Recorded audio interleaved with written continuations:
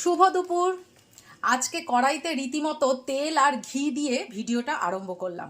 মাত্র 10 মিনিটের একটা ভিডিও করব, যেটায় আমার একটা দুর্দান্ত রান্না তৈরি হয়ে যাবে।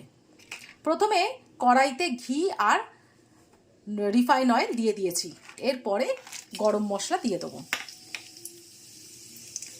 এর মধ্যেই আমি দিয়ে দেবো কাজু আর কিশমিশ।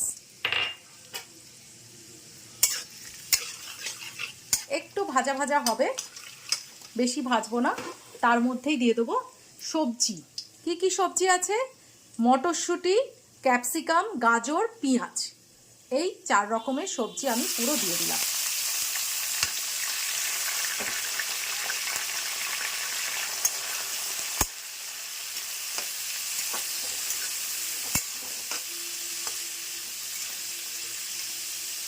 সবজিগুলো আমার ভাজা হয়ে গেছে।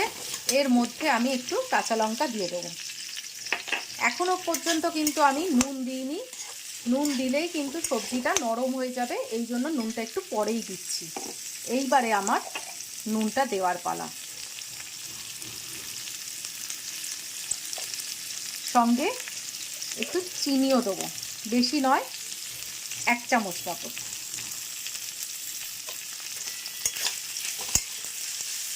এবার বলি কি করব।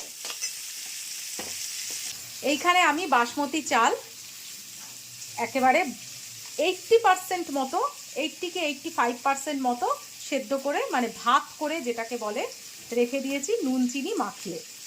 এইবারে বুঝতে পারছো নিশ্চয়ই কি করব। হ্যাঁ, আমি একদম সাধারণ পদ্ধতিতে ফ্রাইড রাইস করব।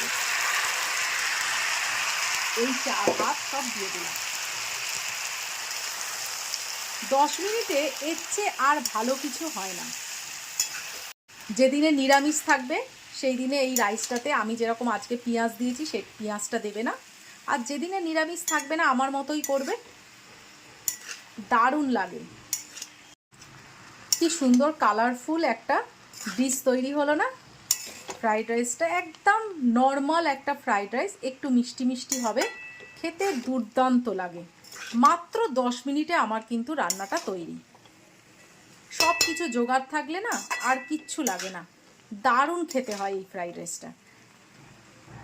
গোলমরিচ দিতেই পারতাম, কিন্তু ভাতটাকে একটু সাদা আর কালারফুল সবজি দিয়ে রাখার জন্য আমি গোলমরিচটা ইউজ করলাম না। তাহলে এবার কষা মাংস বা আলুর দম বা পনিরের কোনো আইটেম জমে যাবে একেবারে। টাটা।